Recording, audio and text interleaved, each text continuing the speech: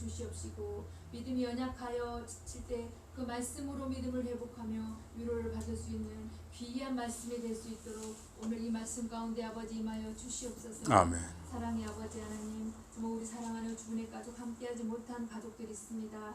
아버지 어디를 가든 있든지 이 시간을 기억할 수 있게 도와주시옵시고 정말 안식일을 기억하여 거룩히 지킬 수 있는 그 큰 축복을 아버지 그들에게 허락하여 주시옵소서. 아멘. 오늘도 우리 주님께서 이 자리에 함께하심을 믿사오며 예수님의 이름으로 기도드렸사옵나이다. 아멘. 하나님 말씀 시편 33편입니다. 시편 33편. 주보에는 11절 하나만 돼 있는데 33편을 읽도록 하겠습니다. 전체를. 앞부분 절반 정도만 읽도록 하겠습니다. 시편 33편 1절부터 너희 다 찾으셨죠? 13편 시편 33편 11절부터 1절부터입니다.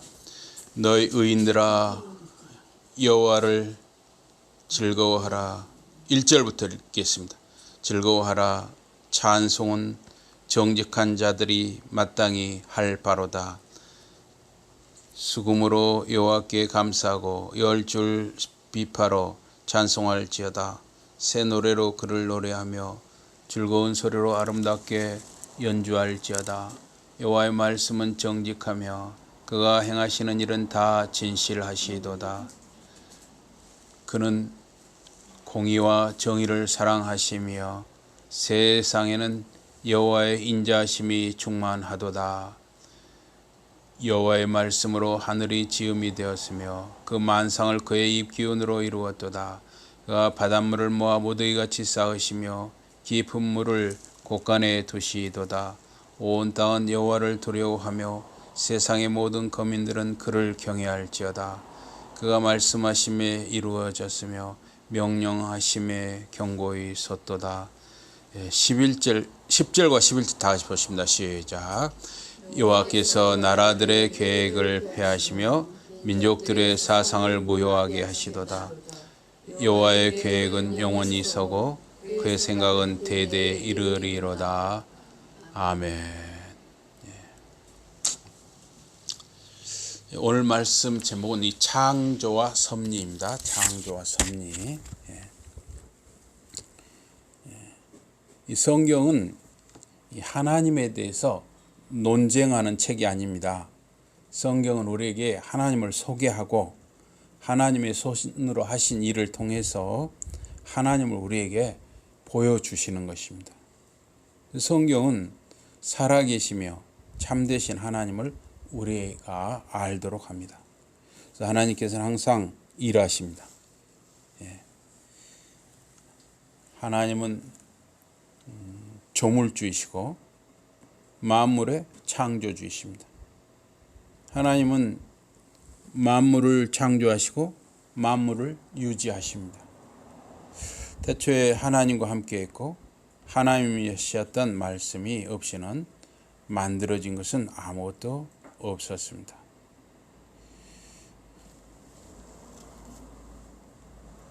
욥기 28장 20절 이하에 보면 지혜는 어디서 오며 슬기가 있는 곳은 어디인가. 모든 생물의 눈에 숨겨져 있고 공중의 새에게도 감춰져 있다.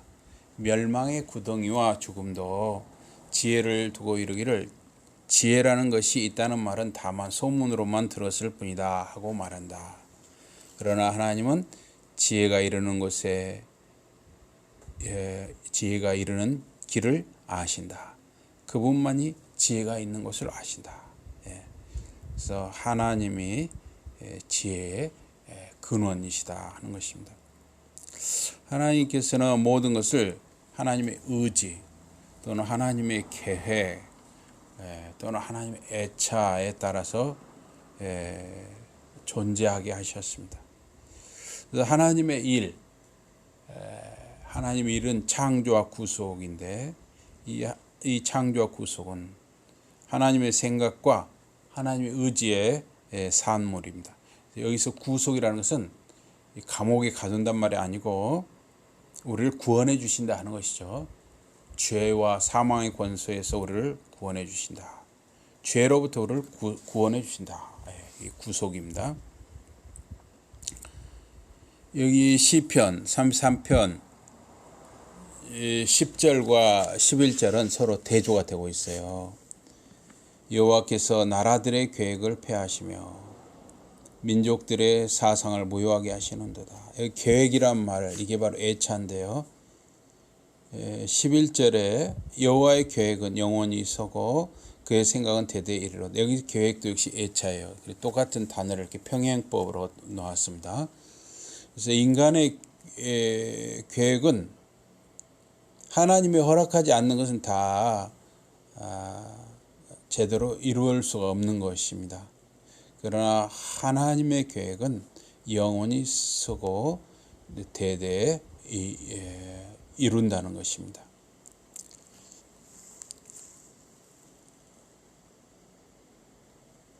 그래서 이 하나님의 계획, 이걸 또 섭리라고도 할 수 있거든요. 그래서 하나님의 계획 또는 하나님의 섭리에 따라서 하나님께서는 독생자, 아들을 우리에게 주시고 누구든지 독생자 아들 예수 그리스도를 믿는 자마다 영생을 얻게 하셨습니다. 성경은 세상이 하나님의 의지에 의해서 존재하게 된 것이다 말합니다.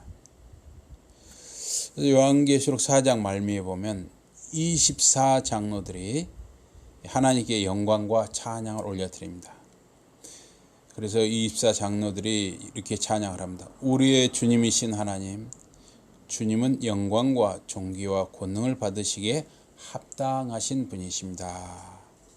주님께서 만물을 창조하셨으며 만물은 주님의 뜻에 따라 생겨났고, 여기서 만물은 주님의 뜻에 따라 생겨났고, 이게 바로 여호와의 계획이에요. 여호와의 계획에 따라 생겨났고, 또는 여호와의 섭리에 따라 생겨났고, 또 창조되었기 때문입니다.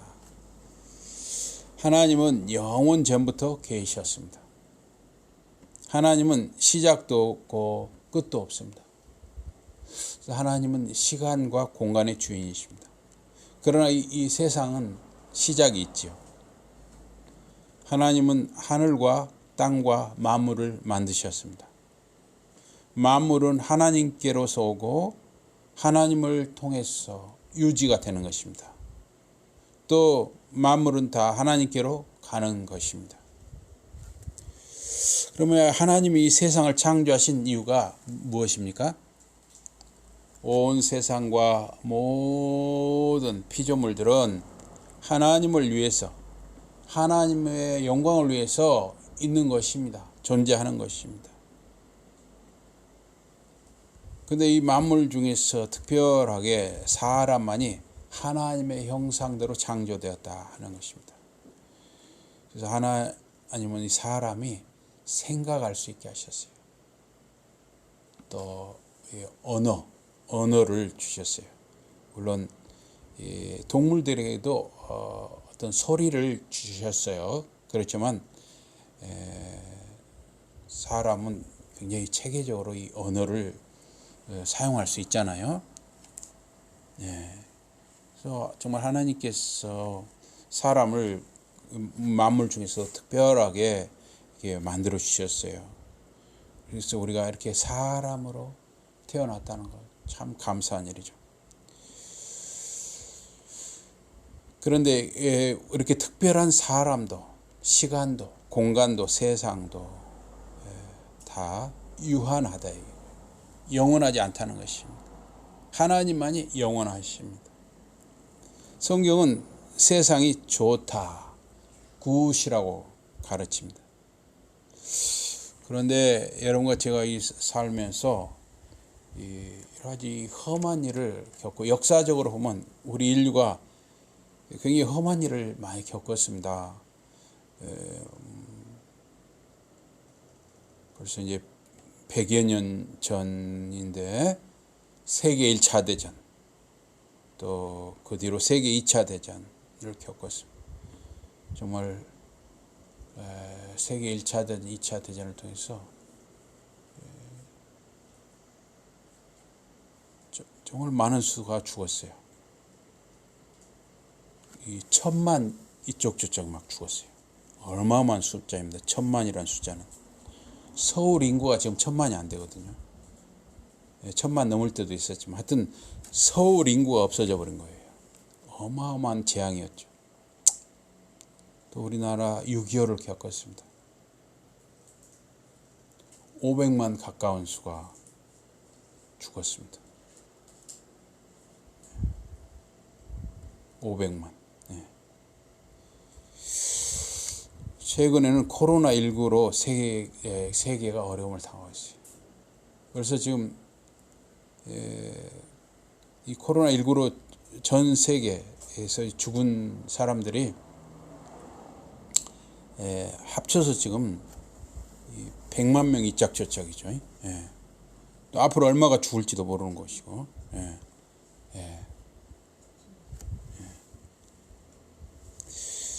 또 기후 변화로 홍수, 우리나라에서도 뭐 우리나라에서도 여러 군데서 홍수 피해를 또 많이 입었죠. 그건 또 어떤 데서는 또 가뭄 피해를 입어요. 어떤 데는 비가 너무 많이 와서 피해를 입고, 어떤 데는 또 가뭄, 또 어떤 데는 또 태풍, 또 이 가뭄이 이렇게 작물에만 피해를 주는 게 아니라 또 어떤 데는 또 산불이 많이 나더라고요. 가뭄 때문에. 그래서 역사적으로 이 세상에 전쟁이 이어졌고 또 수많은 사람들이 죽었습니다. 분명히 성경에서는 이 세상이 좋다, 굿이라고 하는데 또 이런 일들을, 험한 일들을 겪으면서 또 살 때가 많이 있다는 것입니다. 창세기 1장 3절은 세상이 좋았더라, 아주 좋았더라 그래요. 하나님의 손으로 지은 세상은 좋았습니다. 그런데 인간의 불순종으로, 아담과 하와의 불순종으로 죄가 들어왔습니다. 땅이 저주를 받았습니다. 타락과 죽음이 찾아왔습니다. 모든 피조물은 허무해졌습니다. 성경은 고통의 깊이와 아픔을 함께 말하고 있습니다. 그런데 로마서 8장 28절은 하나님을 사랑하는 자들에게, 하나님의 자녀들에게, 하나님의 백성들에게는 모든 것이 합력하여 선을 이룬다 말합니다. 또 믿음이 세상을 이긴다고 말합니다.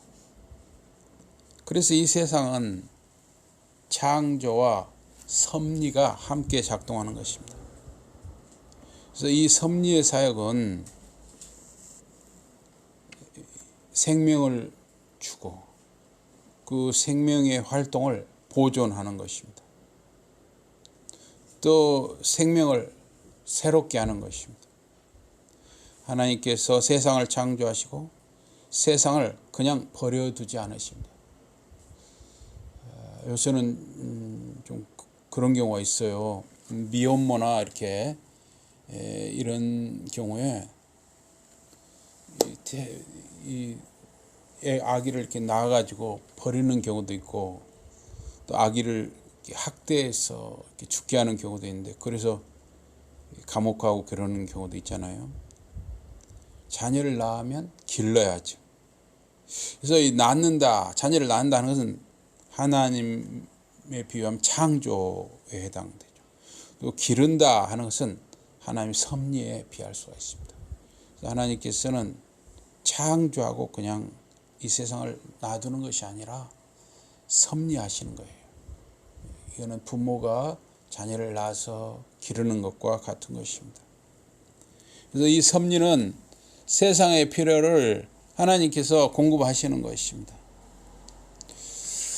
하나님께서는 이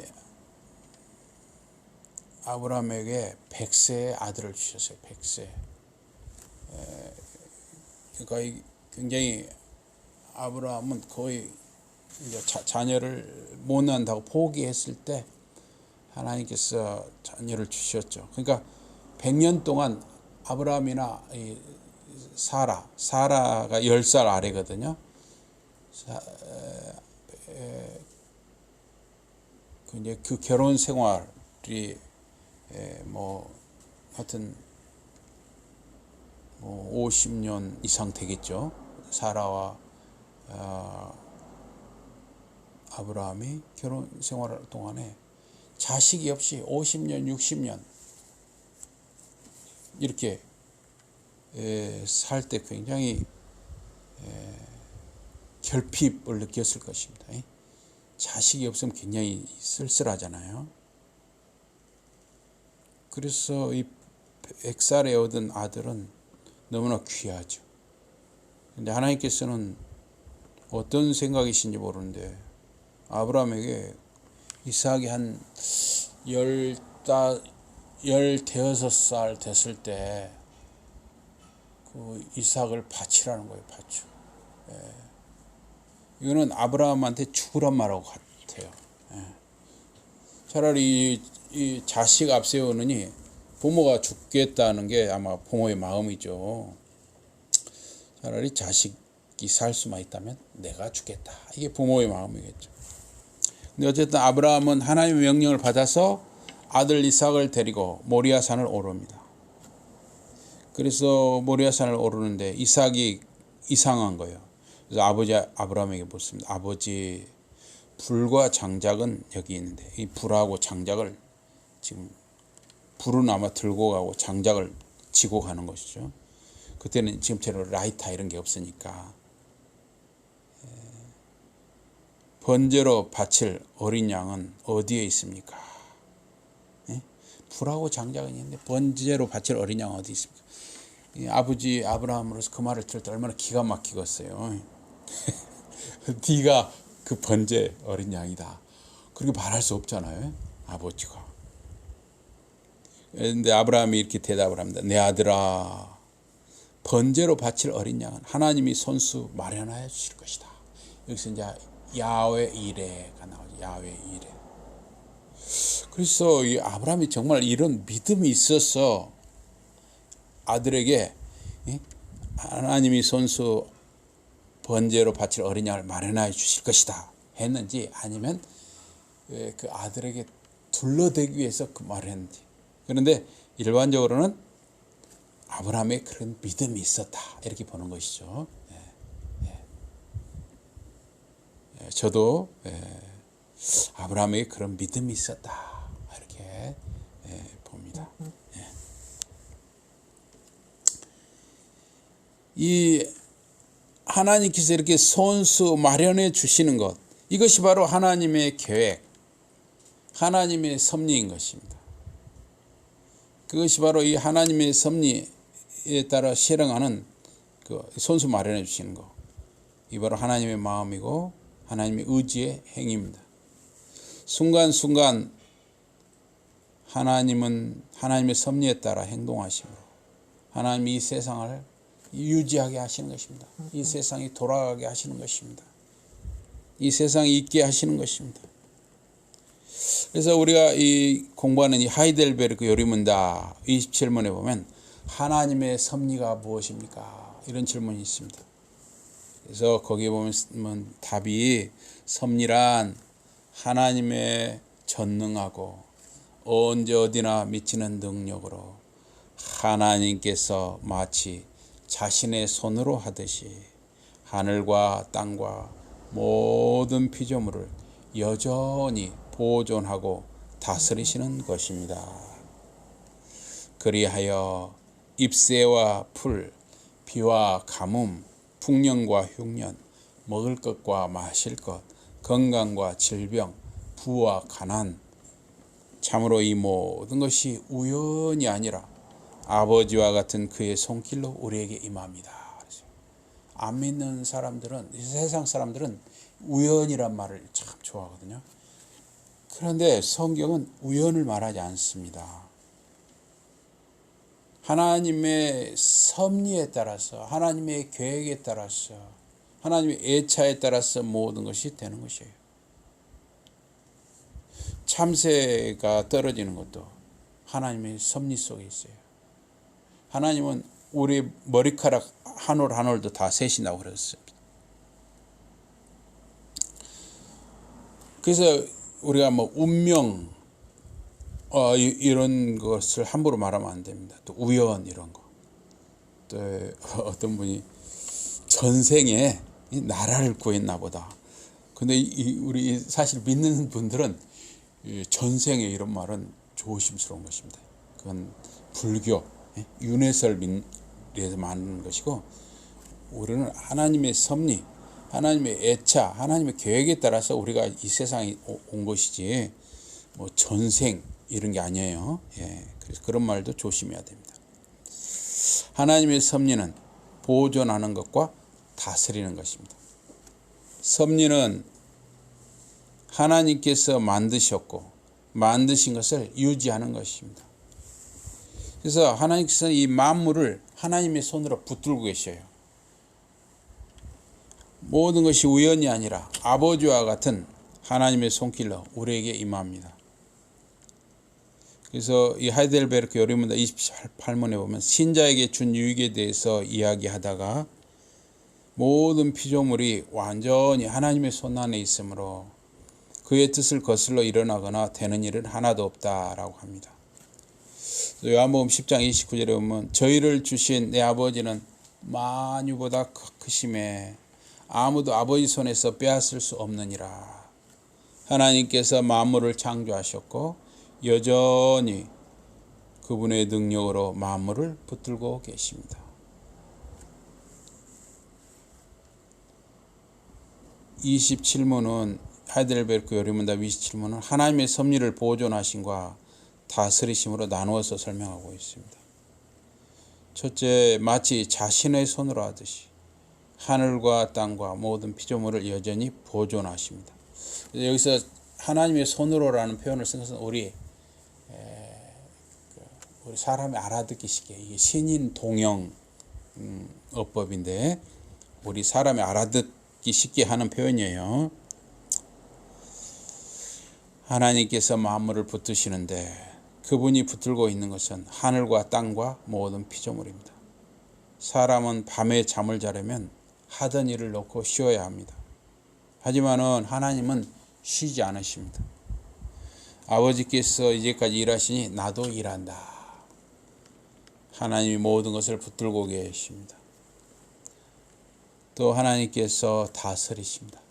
풀, 나무, 비, 햇빛, 먹을 거 모든 것을 다스리십니다.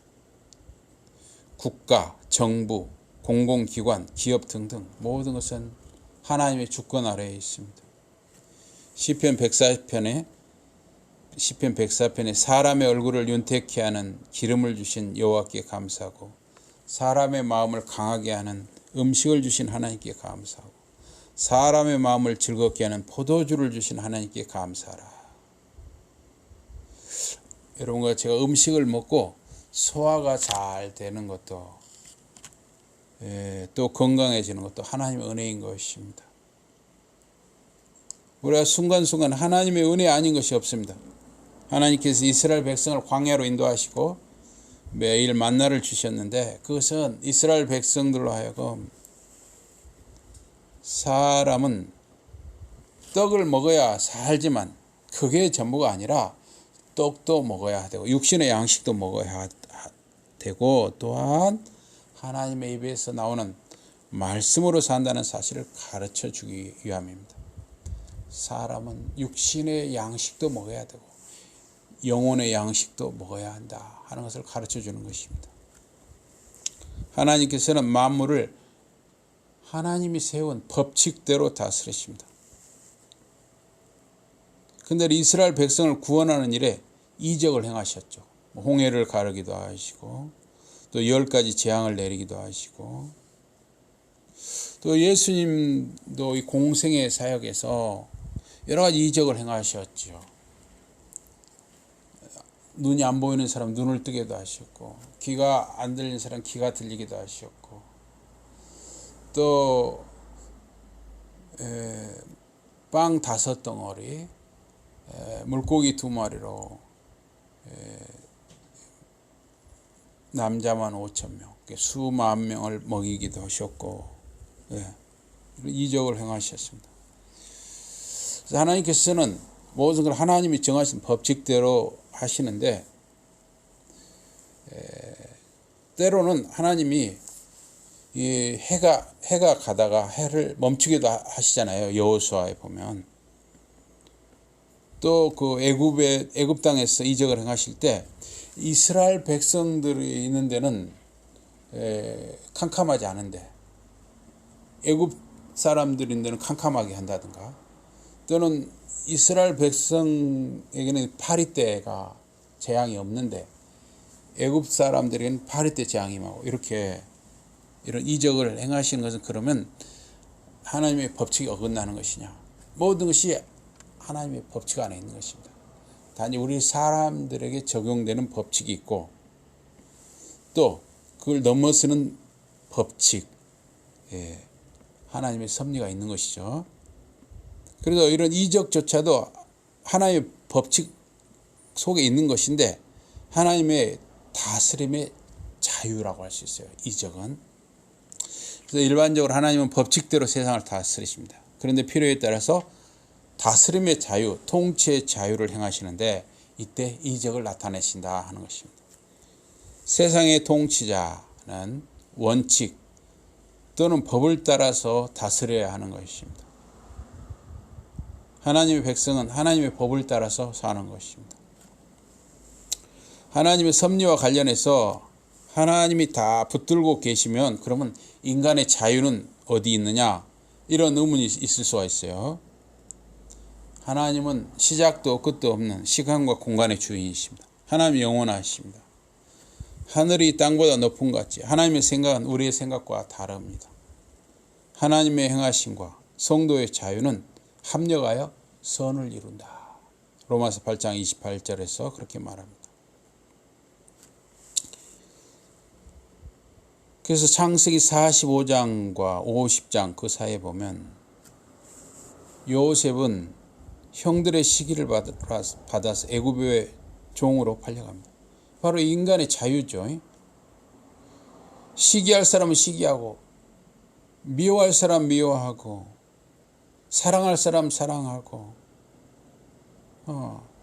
다 인간의 자유를 누리고 있는 것입니다. 하나님의 섭리대로 이 세상을 다스리지만, 그러나 하나님께서는 인간을 자유롭게 하셨습니다. 그래서 요셉의 형들은 자기들의 자유를 따라서 요셉을 시기하고 그를 자기들의 자유대로 팔아버린 거예요. 종으로 팔아버렸습니다. 그런데 그 사람들은 자기들의 시기와 자기들의 마음의 죄악을 따라서 행했는데 그것이 하나님의 뜻이었다는 거예요. 참 신비한 일이죠. 인간은 자기 죄악대로, 자기 마음대로, 자기 자유대로 행한 것인데 결국 그 악을 선으로 바꾸신 분이 하나님이십니다. 예수님이 태어나실 때 사탄은 헤롯 왕을 통해서 여자의 후손으로 나신 예수님, 아기 예수님을 죽이려고 했습니다. 나중에 사탄이 가룟 유다에게 들어가서 예수님을 배반하게 합니다. 유대 종교 지도자들은 시기심으로 예수님을 죽이고자 합니다. 이것이 바로 인간의 자유죠. 유대 종교자들은 자기들의 자유대로 시기한 것이고, 가룟 유다는 자유대로 예수님을 배반한 것이고, 헤롯과 빌라도는 정치적인 이유로 예수님을 죽이는 데 내줍니다. 자기 자유를 행사한 것이죠. 그래서 예수님이 십자가에 달려왔습니다. 그런데 사도행전 2장 23절에 보니까 그러한 과정이 모두 하나님의 정하신 뜻이라는 거예요. 하나님의 섭리라는 것이에요. 참 신비한 일이죠. 사도행전 4장 28절에 하나님의 권능과 뜻대로 이루려고 예정하신 그것을 이루었다고 합니다. 인간은 다 자기 마음대로 한 것입니다. 자기 생각대로 다 했던 것입니다. 그런데 그 위에 계신 하나님은 이 모든 것을 합력하여 선을 이루게 하시고 하나님의 섭리대로 악을 선으로 바꾸셨다 하는 것이 얼마나 신비롭습니까? 얼마나 놀라운 하나님이십니까? 인간들은 자기 욕심을 따라서 자기들의 자유대로 그리스도를 십자가에 죽게 했습니다. 그런데 예수님은 십자가의 죽음을 통해서 백성의 죄를 대속하고 구원의 일을 이루신 것입니다. 인간은 운명이나 운수를 말합니다. 그러나 하나님의 섭리 속에서 운수니 운명이니 우연이 이것은 없는 것입니다. 이것은 다 불신자들이 하는 말이에요. 전생이니 뭐 이런 것도 다 불신자들이 하는 말입니다. 참새가 떨어지는 것도 우리의 머리카락을 세시는 분도 하나님이시고 하나님의 섭리 속에 있습니다. 하이델베르크 요리문답 28문 하나님께서 모든 것을 창조하시고 섭리로서 여전히 보존하심을 아는 것이 우리에게 어떤 유익을 줍니까? 우리는 어떠한 역경에서도 인내하고 형통할 때 감사하며 또한 장래일에 대해서도 우리의 신실하신 하나님 아버지를 굳게 신뢰하며 어떠한 피조물이라도 우리를 하나님의 사랑에서 끊을 수 없으리라 확신합니다. 모든 피조물이 완전히 하나님의 손안에 있으므로 그의 뜻을 거슬러 일어나거나 되는 일은 하나도 없습니다. 로마서 8장 39절은 높음이나 깊음이나 다른 아무 피조물이라도 우리를 우리 주 그리스도 예수 안에 있는 하나님의 사랑에서 끊을 수 없으리라 합니다. 그래서 하이델베르크 요리문답 28문은 첫째, 역경 속에서 인내하라. 둘째, 어려울 때는 참으라는 거예요. 참어. 둘째, 형통할 때, 잘 될 때는 감사하라는 것입니다. 셋째, 장래일. 이런 것 제가 때는 우리 앞으로 어떤 일이 일어날지 모를 때 우리가 불안할 수 있잖아요.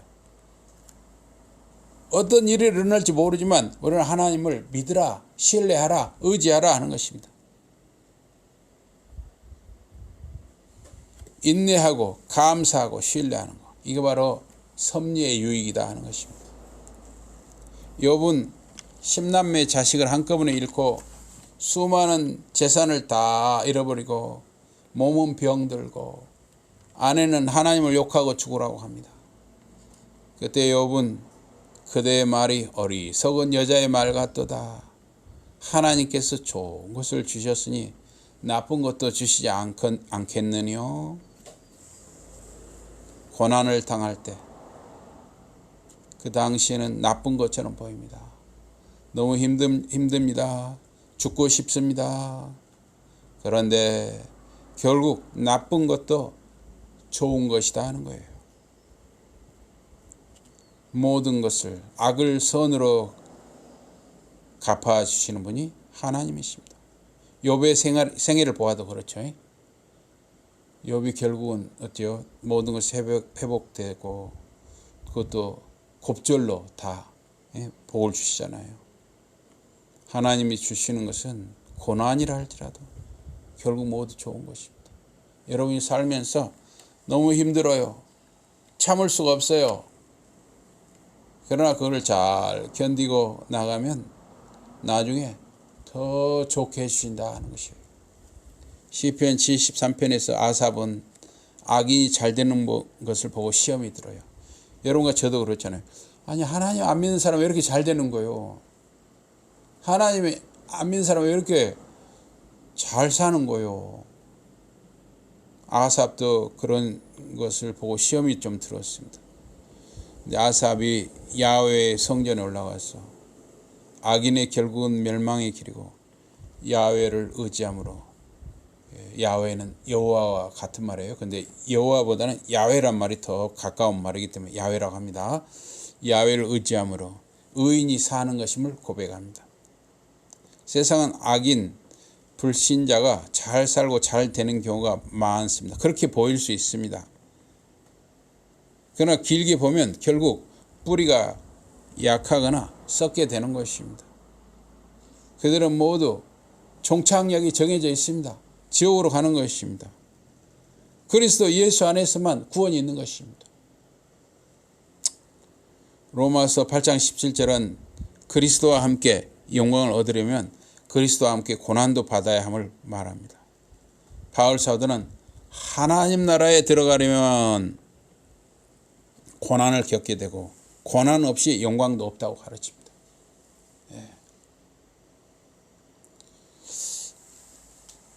결혼 생활에서 이렇게 이혼하는 사람들이 많은 거냐? 꽃감만 먹을 줄 아니까 그렇죠. 꿀, 꽃감 이런 것만 생각하는 거예요. 결혼 생활을 한 것은 걸레질도 해야 되고 먼지도 털어야 되고 빗자루도 들어야 되고 걸레질, 빗자루, 먼지 터는 거 이거 생각한 거 맨날 꽃감만 생각하는 거예요. 꽃감. 그러면 견딜 수가 없는 것이죠. 섭리와 창조는 항상 함께 갑니다. 그래서 섭리를 지속적인 또는 점진적인 창조라고도 합니다. 인간은 하나님에게서 독립적이지 않습니다. 인간은 하나님께 의존하여 사는 것입니다. 비, 햇빛, 공기, 물, 땅 등등 모두 하나님의 창조 세계에 의존해서 우리가 살아요. 톡이나 옹기, 화분, 그릇이 토기장의 손에서 만들어지듯이 우리는 하나님의 손 안에 있습니다. 하나님은 어떤 사람의 마음을 강팍해 하는 경우가 있어요. 제가 이 강팍이 맞느냐 강팍이 맞느냐 한자를 내가 국어사전 찾아봤습니다. 강팍입니다. 좀 이상하죠. 강팍이 아니라 강팍이요. 예. 강팍, 강팍. 강팍이라는 뭐냐면은 하나님께서 마음을 아주 그냥 사람 마음이 아주 꼬부라진 거예요. 아주 사람 마음이 꼬부라져 가지고 막 고집이 센 거 있잖아요. 사람이 너무 막 고집이 세고 완고하고 이게 강팍입니다. 예. 출애굽기 4장 이하에 보면 애굽왕 바로의 마음을 하나님께서 강팍하게 하십니다. 바로 왕의 마음이 강팍해서 그런 바로를 사용하셔서 하나님의 이적, 영광, 구원을 드러내신 것이죠. 신명기 2장 30절에 보면 이스라엘 요단을 건너기 전에 헤스본 왕 시온에게 당신 나라 땅을 좀 통과하게 지나가게 해주세요. 그랬어요. 그러니까 시온 왕은 허락하지 않습니다. 근데 하나님께서는 시온 왕을 강팍하게 하셨다는 거예요. 그 땅을 이스라엘에게 주기 위해서요. 못 지나가게 하니까 그걸 다 전쟁으로 그냥 꺾어버렸죠. 그 땅이 다 이스라엘 땅이 된 거예요. 여호수아 2장 20절에 보면 기브온 거민 히윗 사람 외에는 이스라엘 자손과 화친한 성읍이 없다 그랬어요. 야훼께서 그 지역의 모든 부족들의 마음을 강팍하게 하셔서 고집세게 하셔서 완고하게 하셔서 그들로 저주받은다 되게 해서 은혜를 입지 못하고 이스라엘에게 진멸이라는 싹 쓸어버리는 거예요. 진멸당하게 하십니다. 그 땅들을 모두 이스라엘의 소유가 되게 하십니다. 그래서 이제 이렇게 의문을 한 사람, 아니 하나님 왜 이렇게 잔인하십니까? 하나님 왜 이렇게 이스라엘 백성만 편애하십니까? 지금도 그렇게 물어보는 사람들이 있거든요. 그런데 하나님께서는 심판을 하실 때 때가 찰 때까지 기다리십니다. 그래서 죄가 완전히 관영할 때, 죄가 가득 찰 때 만약에 물동에 물이 가득 차서 넘치는 것처럼 죄가 너무 차고 넘치면은 그때 심판하시는 거예요. 예. 그 심판의 도구는 여러 가지가 있습니다. 전쟁으로 심판하는 게 있고 전염병으로 심판하는 게 있고 기근이나 이런 자연재해로 심판하는 이 세 가지예요. 자연재해냐, 전쟁 칼이냐, 지금은 총이냐, 뭐 원자폭탄이냐, 또는 이 기근이냐. 예. 자연재해했죠. 그러니까 전염병이냐. 예, 지금 이 코로나19 이런 것도 일종의 전염병이라고도 할 수 있잖아요. 예, 일종의 전염병이죠. 그러니까 이게 지금 어떻게 보면 하나님이 심판하시는 거예요. 심판. 어떤 사람에게는 죄 때문에 심판하시는 것이고 어떤 분에게는 하나님이 더 좋게 하시려고 더 이 고난을 통해서 새롭게 하시려고 심판하실 수도 있는 것입니다. 당장 믿지 않는 자들, 악한 자들이 잘 되고 잘 사는 것을 그래서 여러분과 저는 부러워할 필요가 없어요. 종착역이 틀리다니까요. 우리는 종점이 어디냐면 천국, 그들은 지옥 딱 정해져 있어요. 부러워할 필요가 없어요. 하나님의 섭리는 죄를 감독하십니다. 죄의 원인은 인간이에요. 하나님은 의로운 자나 불의한 자나 비를 내리십니다. 햇빛을 비추십니다. 하나님은 오래 참으시는 거예요. 악한 자들이 잘 된다고 왜 당장 벼락을 안 내리냐고 의문을 가질 수 있어요. 하나님 오래 참으시는 거예요. 하나님의 관심은 언제나 그리스도 안에 있는 하나님의 자녀들에게 있는 것입니다. 그래서 하박국 선지자는 무화과 나무가 무성치 못하고 포도나무에 열매가 없어도 감람나무에 소출이 없어도 밭에 식물이 없어도 우리의 양이 없어도 외양간에 소가 없어도 여호와를 즐거워하고 구원의 하나님을 기뻐한다 말하는 것이죠. 그냥 하나님이시니까 하나님을 기뻐하는 거예요. 하박국 선지자. 시편 97편 1절은 야훼께서 다스리시니 땅은 즐거워하고 허다한 섬은 기뻐한다 말합니다. 여러분과 제가 하나님의 함께 하심을 감사하며 하나님 은혜를 사모하고 찬양하는 여러분과 제 삶이 되기를 주님 이름으로 축복합니다. 아멘. 기도하겠습니다. 하나님 아버지, 하박국 선지자가 비록 아무것도 없을지라도 그냥 하나님이시기 때문에 하나님을 기뻐한다고 고백했습니다. 우리가 살아가면서 우리 마음에 맞는 일도 있을 수 있고 우리 마음에 맞지 않는 일도 있지만 구줄 때나 좋을 때나 언제나 하나님을 기뻐하며 사는 저희들이 다 되게 주시옵소서. 예수 이름으로 감사 기도드리옵나이다. 아멘.